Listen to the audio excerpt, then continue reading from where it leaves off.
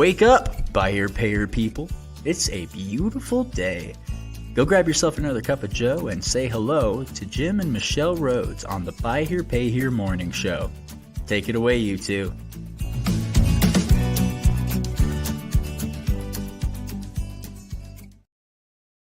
Goodness. Good morning. Wow. Oh my goodness. Wake up, everybody. Michelle is Apparently studio it's apart. Monday, and it has been a really off day for me so far. Has it? We get up in the morning and we do coffee time, and that's kind of just like we have a cup of coffee. Sometimes we don't say anything to each other. Sometimes we have a lot to talk about, but it's just kind of our time to sit and, all that. And then I have an agreement with my brother that at 7:30 I am upstairs to get him out of bed because he can't get himself out of bed. We're mountain time, folks. We're mountain time. So I go upstairs and he's watching TV. He's watching something like a Star Wars something. And this is the first time that he's been watching TV when I go upstairs to get him. And I love Star Wars. So my ADD kicked in so massively. And it was really interesting to observe myself because it's like we have our routine. I get him out of bed and I do the thing and the next thing and the next thing. And there's like a list of about 8 things that happen every morning. And with every step, I was like, I don't know what to do next. Right. So it's because you're still trying to watch the show. Because I'm still, it's like my brain is wanting to be there because it's a shiny thing, ADD. Yeah. And my brain, and we don't watch a lot of TV. And I just, and I was like, afterwards, I was like, Jim, it was a really interesting thing to observe myself and my level of ADD and to know that I really need a list in there. Yeah. So that I can like be watching and ticking it off. And that's like when I want to escape, hasn't really understood that I like to watch a show. And it is like, I check out. Mm-hmm. So I was like trying to check out. Right. It was crazy this morning, but he's dressed, he's eating breakfast. He's all of the things got done, but I think he had to remind me like 17,000 times about what's next. Can you put my hearing aids in? Yeah. I'm like, oh yeah, that's right. That's something we do. So I have ADD. Yeah. So it's diagnosed by Jim. Because I did you the have testing a lot years ago. more than I do, but yeah, I think so. What makes you say that?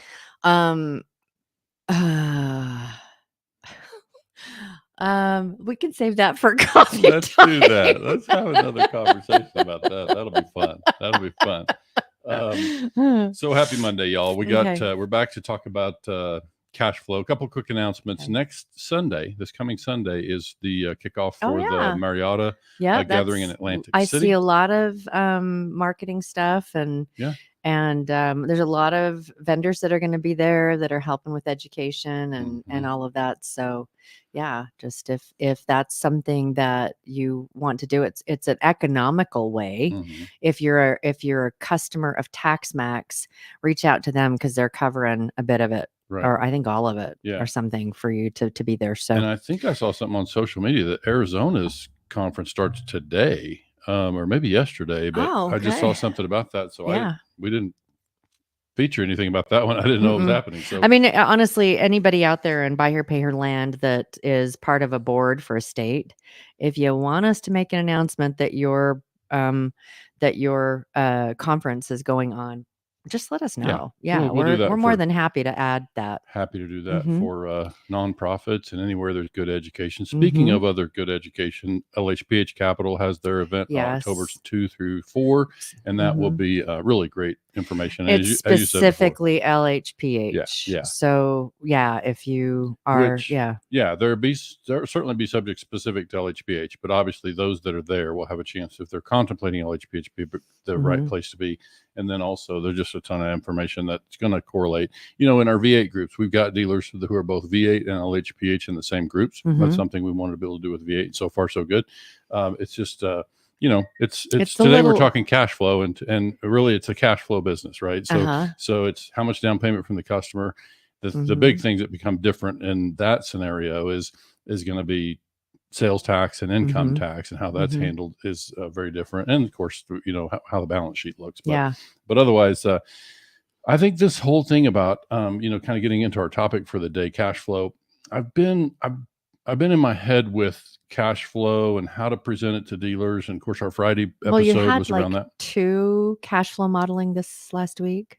Yeah, we've done cash flow so sessions. it just kind of like new questions come up and all of that as well, which spurs, this That's is something true. that we can talk about. Yeah, and also just that dealers, obviously when you've done it a long time, you can fall into this place where you take for granted that people would understand certain elements. And so I realize you can't do that. You got to kind of start from a real fundamental place when you're working with new folks. But what we're going to talk about today is kind of, and by the way, I forgot to also mention as an announcement, on Friday, we're going to have Benjamin Clifford come. A lot of people know Ben through Facebook and 20 groups and what have you. So he's going to come and talk about cash flow and his own perspective on cash flow. So there is one more announcement. Okay. And we'll talk about it at the end of the show again as well. After much consideration and soul searching, we are going to be cutting back to twice a week for the podcast. So we're going to do White Hat Wednesday and Fridays. So I would just say right now what we can this is our last Monday. We probably will keep with that Friday time slot. We may drop other episodes throughout the week or other content. And it's mostly about when we're going live. Right. Right. And so we're going to go, we're still committed to going live as best as we can, unless we have like a guest or, something like that. But those podcasts will drop Wednesday and Friday, or we'll go live. Right. This is our last Monday to do. That's right. Yeah. So, but we're still going to be here. Yep. So you just won't find us live on Monday. You just won't find us live on Monday morning. You got a lot of catching up to do on our YouTube channel anyway. So just go find all that stuff. That is hilarious because we'll get people that have just like barely found the podcast, and you've got a meeting with them, new whatever, and they're like, oh my gosh, I just spent the weekend watching and learning. So if y'all have questions, there's quite a library. And I find this not so great to search our YouTube channel. I often refer people to go find the YouTube channel. It's going to come a topical guide and search. Until then, it's going to come. So until then, if you're trying to find these topics around cash flow, I would say if you use the hashtag cash flow in the success group, you'll probably find most of these podcasts. Except for since they just Facebook changed the rules and we can't go live on there, and that's been since the beginning of the year. But there's still a post that goes out there. So anyway, you can find it. Okay. If you can't call me, and let's get you in touch exactly, because we can send you to the right ones. Yeah, because I think for today, as we kind of shift into our topic of the day, so cash flow is interesting because there's different ways to think about it. You can look at cash flow on a per deal basis. You can look at cash flow operationally, like, how's my cash flowing relative to my overhead and my cost of replacing inventory, right? We look at that. Yeah. Today, I'm looking more at individual deals, like amortization tables, cash flow on a single deal structure.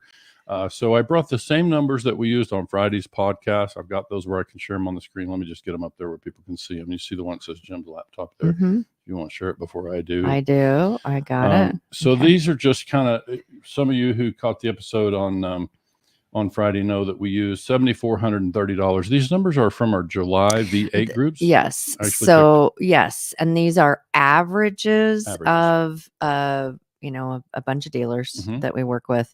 So this is the average that people are spending. And I would say let's not get too hung up in those numbers. I just want people to understand why I chose these numbers, where they came from. And so this future value is something that dealers, you can shoot in the comments. If you're listening live this morning, you shoot in the comments what you think a $7,400 unit, a reconditioned cost car would be worth wholesale in 2 years. I picked $3,000. It just is kind of giving us a point of reference. Okay. So obviously we don't have a good crystal ball here, but then you've got a selling price of $13,200 on that $7,400 vehicle. I used an APR of 23.9 and a down payment of $1,623, which was the average again from all the dealers that we're working with right now in V8. Right, and so you've got, I put sales tax in there 6%, but I don't think in the numbers that I presented today that I brought in TTNL.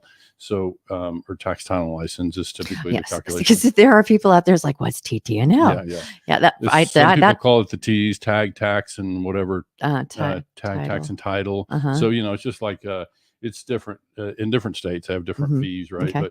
But let me jump over to this screen. This is so this is taking an amortization. Actually, I probably should show the amortizations here. And this is the same. If you see reference to LHPH, it's just because I'm using the form that I was using to map out both LHPH and BHPH side by side. For this morning, I'm just looking at BHPH. And just to kind of run some simple interest amortization. So all these numbers over here, our calculated financed amount is 12.6. And our payment from the customer is at 509, same numbers we used on Friday. And now if we just build an amortization based on that simple interest structure, I came out and followed that amortization to 12 months and then to 24 months. So that's what I want to present today. And you and I talked about way back, we did something around some of this same math where it's all kind of in the same context of me asking dealers to start to do the math and look hard at 24 months and their position at 24 months in contract, because I feel like that I think dealers would be well served to get comfortable with the math on what it looks like to trade their customers approximately every 24 months. I'm choosing 24 months for a variety of reasons, which we can go into if we have time, or somebody cares to know. But it's basically in thinking through that, what I wanted to begin to analyze further from a cash flow standpoint is looking at an amortization and saying, okay, if a customer pays us for 12 months, let's look at where we're at with the customer in that situation. So let's just go through that math. Here's 12 months in this column, and I think our viewers hopefully can see that well. So you've got a down payment, and again, for those listening on audio, we'd recommend you find our YouTube channel, and we'll put it in the comments so you can see where to find that. But your down payment is $1,623. The principal collected across 12 months would be $3,400 approximately, and the interest collected $2,600 for a total of $7,728 total collected in 12 months. Down payment plus P&I collected from the customer. Now, our inventory cost that we chose back there was $7,400, so we're actually positive already $300 if you're adding up interest and principal. Correct. Yes, that's right. So I'm glad you kind of saw it that way. So the customer's remaining balance on the note at that point in time is $9,200. Okay, just a little over 92. So the reason this matters to me is that at 12 months, the dealer's already in a positive cash position. They've recovered their cost. Again, I don't have tag and tax in there, but just from a simple kind of operational look, they've now collected enough cash to cover their risk in the contract. So let me ask you something, because I mean, I feel like I'm still in kindergarten. Yeah. So when you did that poll, and it's like, are you interested in interest income and principal income or in cash flow?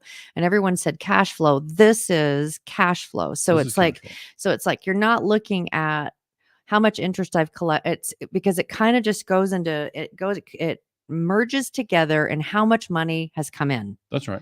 And at what is still left. And so it's not like it's in a way, it's looking at it that all of the money coming in is decreasing your risk because the interest is also like going into that same pool for your comfort level. And so it's like, oh, okay, this is how much money we've collected. This is how much money we've collected. Right. And so this is what again, kindergarten me understanding is I think I'm grasping this even better. What cash flow means. Cash flow means all of the money coming in, interest and principal, and where does that put our risk on the road? And that's right. Okay. And so the only thing just keep in mind here is that dealer would be at $300 ahead. They would be $300 ahead in 12 months before you factor in whatever they spent for tag and tax, right? Which that varies by state. Well, and that the dealer would be overall with all the money that they put into it. Yes. All the money that they put in the car to recondition it, which is their total risk to and with the customer, right? Again, kind of putting aside tag and tax for a minute. And then So that's why I'm saying the dealer's $300 cash positive through 12 months on the. So this would be the formula that people would often use for amount writing. I find that some people include tag and tax, others don't. But we're $300 of amount writing. We're 300 positive. Okay. So we actually have recovered. We don't have any amount writing here. We're negative 300 in amount writing context. Is like we've collected 300 more. So yeah. So right. Yeah. So then again, the customer's remaining balance at that point is $9,200, and a projected wholesale value, because I just used a curve. I just used a straight line method to say, okay, if we started out at 74 and we ended up at $3,000 in 24 months, then I just use a straight line method to say the car must be worth about $5,200 at the end of 12 months. So this is just information. This is just a snapshot look at where we're at. And so the projected negative equity based on those numbers would be $4,000. Okay. We're upside down about, the customer would be upside down about $4,000. They still owe 92 and the car's wholesale. But I mean, value. if you had to repo, you wouldn't be. Say again? If you had to repo the car, you wouldn't be upside down because you've already covered all of your costs. That's right. Yeah. So that's all right. true. Well, and go ahead. Just so many things that I'm exactly. Yeah. And that's why this particular thread that's why it's so important, because there's so many different pieces to consider here. And I think before I go any further here, the customer's remaining principal balance adjusted. So let me explain. This is going to get a little bit convoluted, so I'm gonna go well slow. I mean, is it convoluted or does it just sound convoluted? Well, it's uncommon sort of thought process. It's an uncommon way of looking at this. Yeah, I don't hear dealers talk about this, and I feel like I understand why. And I put a little comment on LinkedIn this morning. I can see that as I present this concept that I'm about to introduce, that I can hear dealers just saying, yeah, but, it's like there's so many things in this industry that are but what about this part? So I think here's, again, it's just math, but here's something that's been running through my mind a lot in recent months, probably dating back to our V8 Plus session in particular, where we had conversations with Steve Burke and Mark, or with Jimmy Rambo and Brent Carmichael. And so that kind of stimulated a lot of thoughts for me. And so in our finance world, we need to talk about interest coverage on a future session, because for those not familiar with interest coverage, that is a number that lenders would typically look at, and they're just looking there. It's really a portfolio performance question: are we generating enough interest income to offset our net charge-off losses? Okay. So if you look at that on a running average or just across a pool of many months, and virtually all of our dealers in V8 are running positive across multiple months. Okay. So that suggests that our interest that we collect from all customers in the portfolio is covering those net losses, which is good. That's what we want to have happen. Now, again, understanding that it's done on an aggregated basis, you're looking at the whole portfolio. I'm simply posing the question that, because in this 12-month example, and it looks even different, we jump over to 24, of course, but in 12 months, we've collected $2,600 from a customer in interest. That interest, if we think of it just for a moment, think about it like we just reserve that interest because it's supposed to go to net charge-off losses. Well, in this case, customer's still active at 12 months. We don't have a charge-off. So my point is, we've collected that interest from a customer that we didn't need the funds. If we treat it like it was in a reserve bank account, we didn't need it for charge-off losses with this particular customer.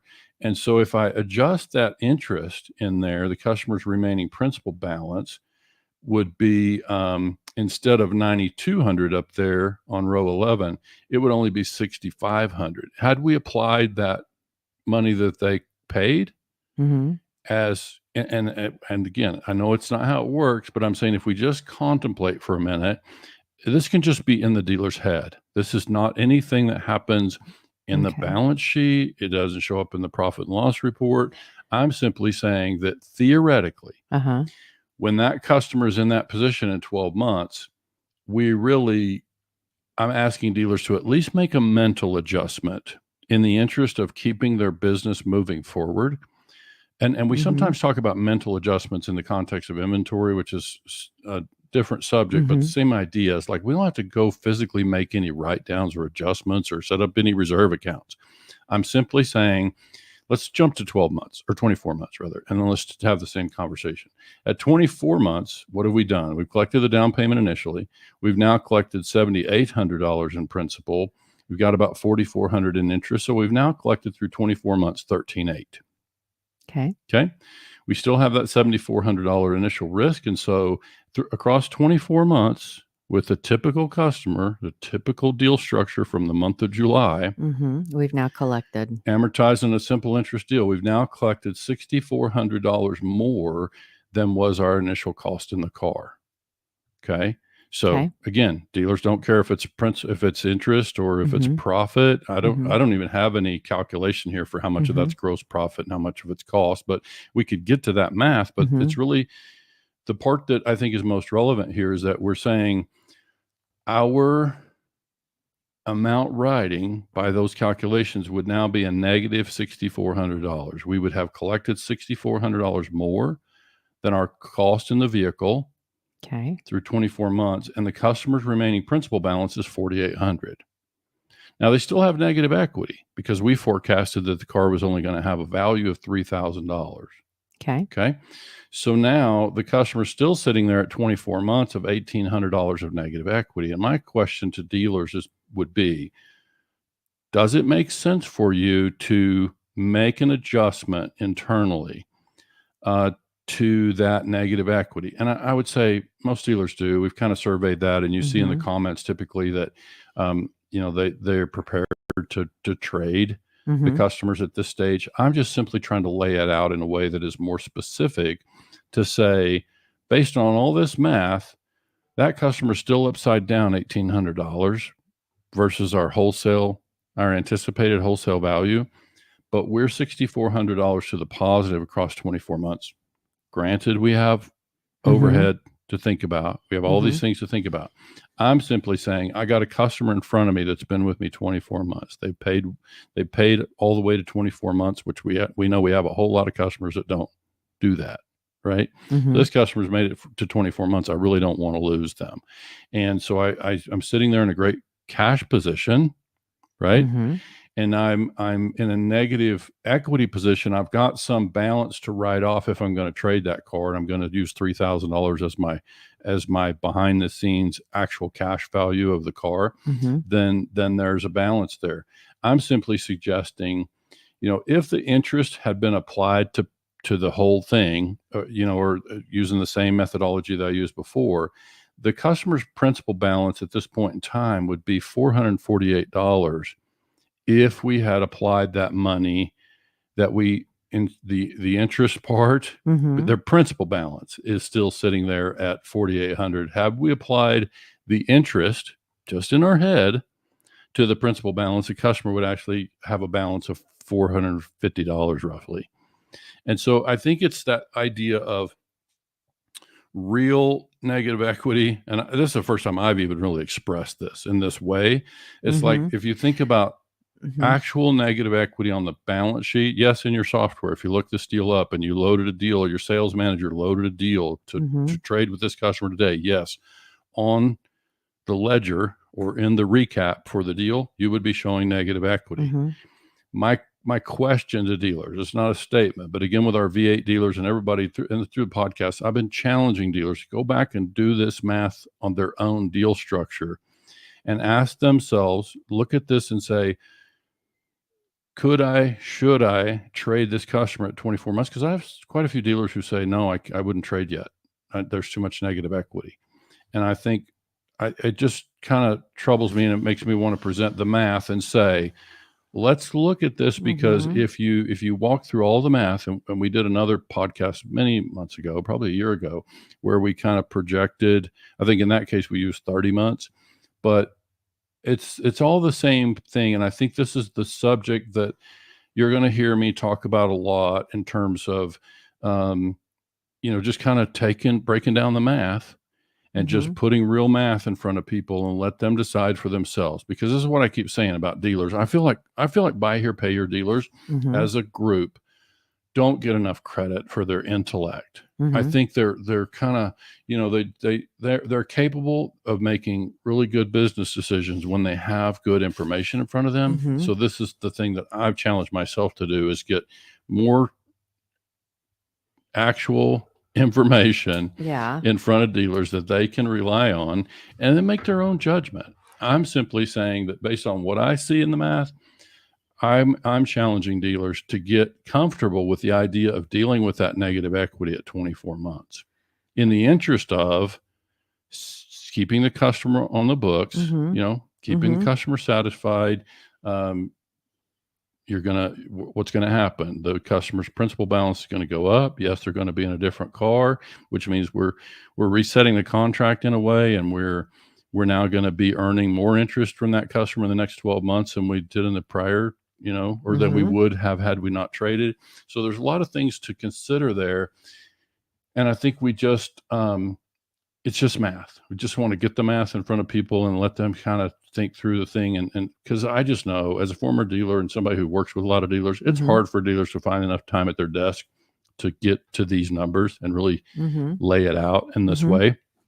So this is part of where, I want us to stay with the podcast and continue kind of break this information down. And we may do more educational straight line things on a different track. Yeah, sure. Even too. Sure. So, all right. I have thoughts. Oh boy, let's go. Because we had a conversation the other day that it's like sometimes I squirrel and it like derails the conversation. Oh, yeah. So you've been I'm patiently trying making notes. really to not squirrel. Thank you.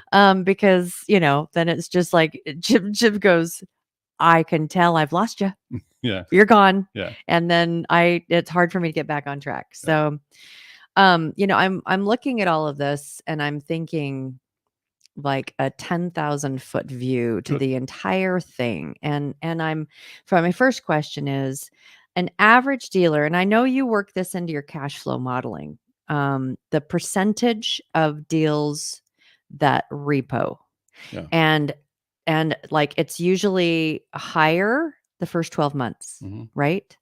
And then it kind of trails off a little bit. I mean, and that's why a lot of your capital providers, people that are going to buy notes, if you can season your notes to 12 months. Yeah, most don't go that far, but I'm just saying that if you can season your notes to 12 months, then that actually has a higher value, because the most of the repos are happening in the first 12 months, right? What is that percentage typically? Of what? Of repos that happen for a deal? Is it like around 30%? It's kind of the number you hear. Okay. Yeah. So 30% of what? Of all accounts that were originated all of up to that point. Yeah. It's like when you look at an individual, whatever, every account, 30% chance you're going to repo. Let's just say it, something like that. Fine. So my next question, and this is, you're going to go like, crap, we're going to go there again. During COVID, in a 12-month period of time, and this, I don't think you've measured this, but it would be an interesting thing to look at, I think, for my 10,000 foot view. What was your repo rate during COVID when everyone was getting free money? It was almost nothing. It was almost nothing. Okay. And one of the reasons why you don't want COVID to come back. No, I don't want COVID to come back, but it's not the COVID. It's the money, that our customers had more money in their account, and they paid their bills. They bought a beer, and they paid their bills, and the repo rates were super, super low. And so my question to you is, because I've not been in the trenches and been beat up, bloodied, or whatever from this, but it makes me wonder if, hear me out, if interest rates were lower and car payments were lower, would your repo rates drop? A lot of people, in fact, in those conversations that we had for our V8 Plus meeting, I think that was the consensus that people. Okay, so then it's, to me, it's like if you dropped your repo rate down by 5%, and you ran them side by side. This is the model, and this is the one where we're decreasing the interest rate, decreasing the payment, and we're dropping that repo rate now to this. What does that look like?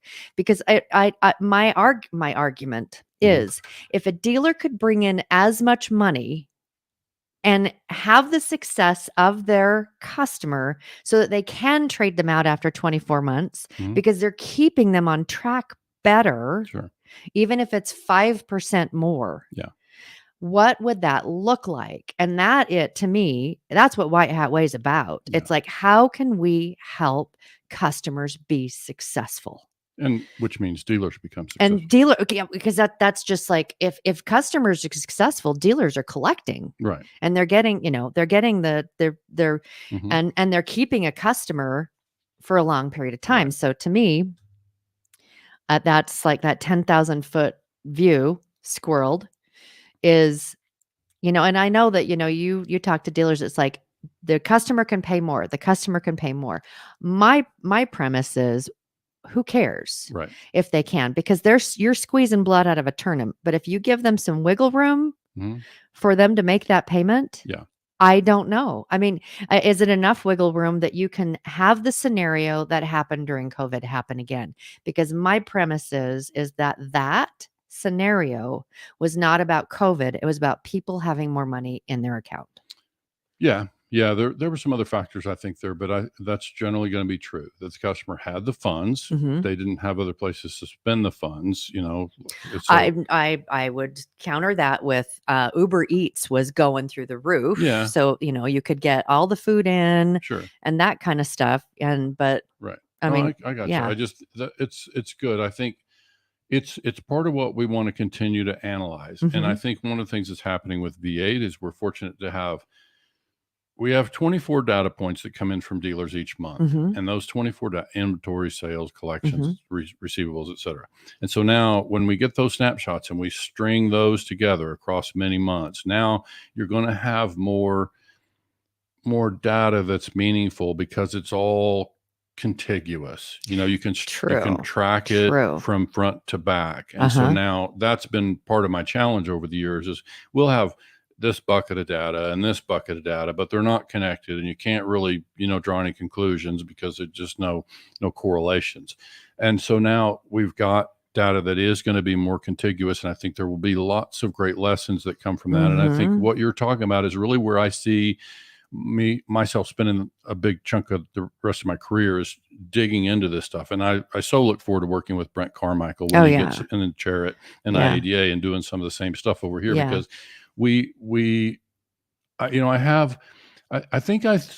what I hear dealers say to me, because they may not know that I'm a former dealer, and before I was a numbers guy before that, but you've been a dealer, like a dealer principal. He's been a general manager. He's been, just like you've worked all of the things. And I've had lots of dealers throughout my career say, you talk about numbers the way I like to think about numbers, which is, I think, is important, because there are a lot of people in our industry who may not have that same perspective, and that's okay.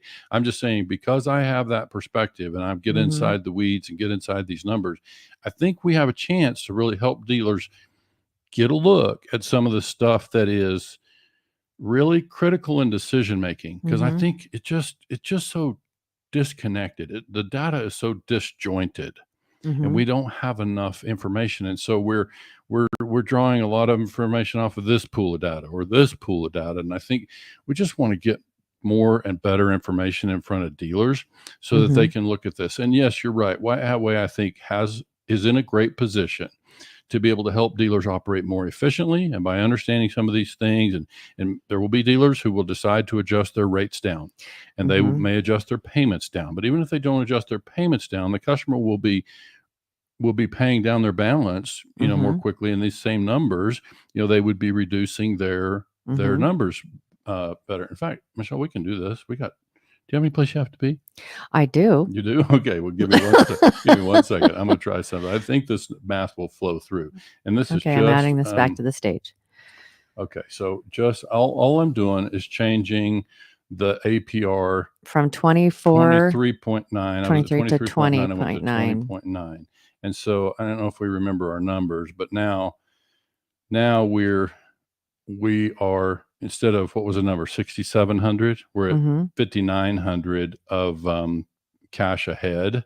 And so then those numbers shift. But what's the payment now for a customer? Oh, I just kept it the same. I would have to go back. Really, that's a good point, because I'd have to go back and rework that amortization. So we probably better not do that without having all the pieces ready, because that's going to be, to keep it apples to apples. I think it's an interesting question, and I think that it's worthy. It's worth. There's a lot of worth in diving into that, because, I just, from a 10,000 foot view, is that when our customers had more money in their pocket, that they paid their bills.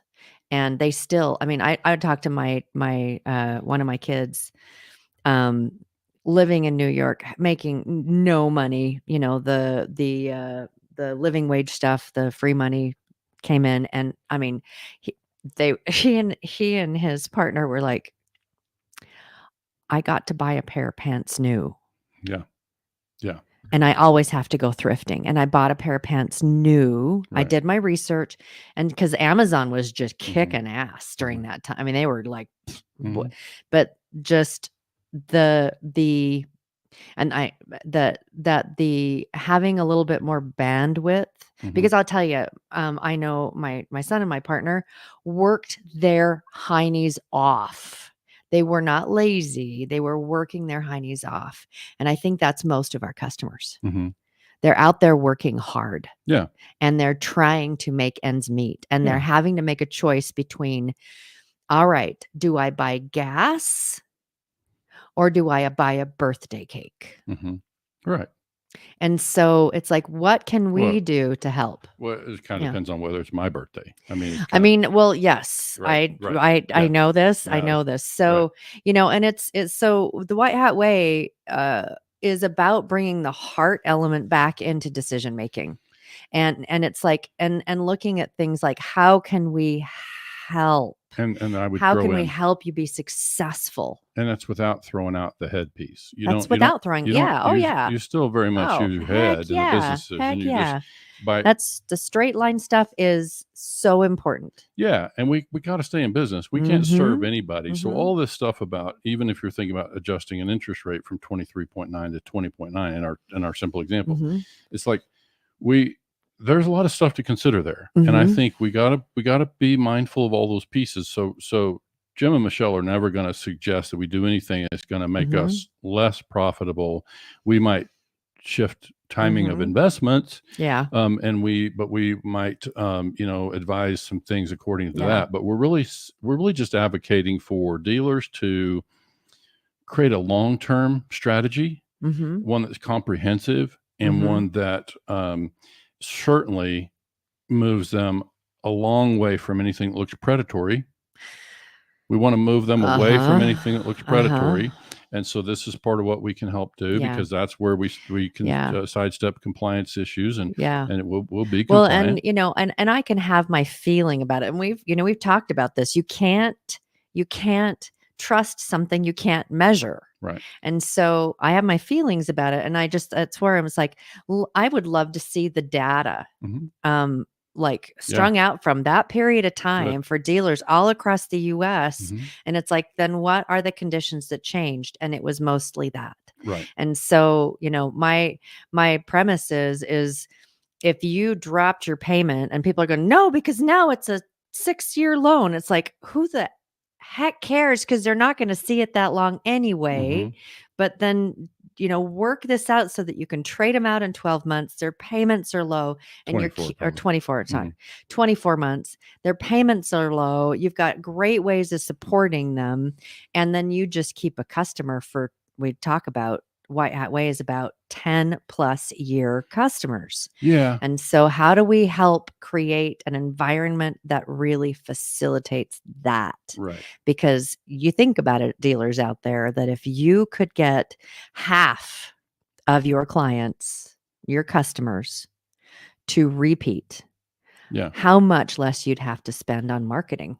And or if you could Or cut your whatever. repos and charge offs by 20-25%. How much? Well, yeah, you've got like you exactly. Yeah. I mean, it's how much does it cost us Yeah. to get a car out of impound? Yeah.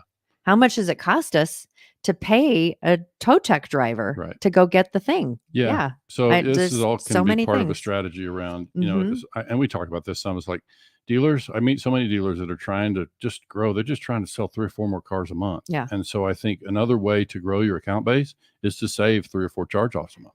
Right. And so ding, ding, ding, right. ding, ding, ding, ding So on the nose. So it's all part of the same thing. It all kind of gets tied together. So this is part of where we want to, help dealers again, just get information. I think if we can put good information, I want to throw a yeah, but thing. And this is why we have to kind of run through all the math and lay it out for people, because, when you talk about lowering the payment, you talk about the customer doesn't have the income, we lower the payment. Well, I can say, yeah, but I still have my overhead. So I still have to support, I still have the same cost in the car. And if I let a customer pay $400 instead of $500, I can do that longer term you're talking about. But now that's cutting into my cash flow as a dealer, because I still have my overhead and I'm still trying to replace the 25 cars a month. And that's where I'm like, when you can start to string data where like the percentage for and the aggregate is changing, right? How that offsets that lower payment, right? So I mean, because there's a lot of math in this too, but it's we can go with feelings and we can go with gut, and a lot of dealers out there have been burned so badly that it's like, no, not going to happen. But when you can start to show the math and how, when you do these are direct correlations. Yeah. So I'm going to put my phone number up there. And, all right, and folks, these are the kind of conversations we're having at V8 dealer group. Yes. So please, talk to me about a V8. I've got some groups that are like 1 or 2 seats left. Yeah. And so please reach out to me. We've and got you some have a dealers. V8 Plus meeting coming up. I haven't scheduled it. Oh, okay. We haven't even chosen the topic. Oh, we will have one. Okay. But we have several V8 and a V8 meetings. Plus, that's like an additional opportunity to, and it's not about going through the numbers, it's about a topic, and bringing in the experts and all of that. And that's something that's where we've talked about the conversation with Carmichael and Jimmy Rambo and Steve Burke, that was around capital. And, it's like some super, super rich conversations, but that's not something right now that we're offering to the general public. That is only for V8 dealers. Yeah. So we've got V8 Plus coming up. It looks like it'll be collections. That's the kind of the subject that dealers are asking for most. And we are hearing from some dealers that are telling us that their repo rates and charge offs are up. I haven't even begun to pull together all the August numbers. They're coming in now, but I haven't started to assemble them. And so I don't know what August looks like for dealers, but I'm just talking to some dealers through, people that are inquiring about V8 and this and that, and they're telling me repos are high.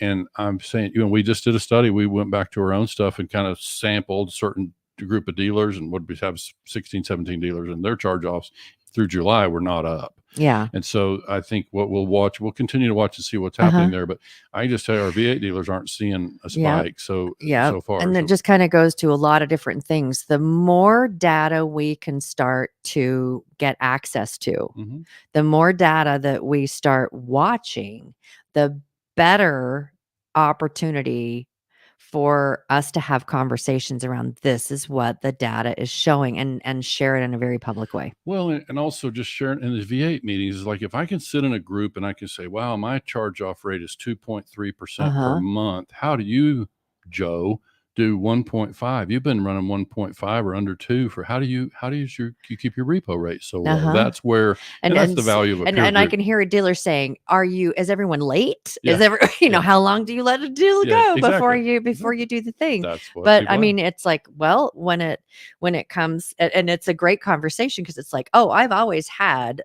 a recency, but I don't charge off because I just allow people to kind of have a little bit more grace and flowing with the stuff. So what I'm hearing is philosophy belongs in the conversation. It does. It does, and it naturally flows in there. Yep. So there's a lot of stuff that happens there. We better wrap up. We probably would be a good idea. I got software people calling me. I got to get on the phone over here. That's awesome. I love that there's software people calling. And we'll give you an update on Friday if we've had a chance to on where we're at with the DMS reporting.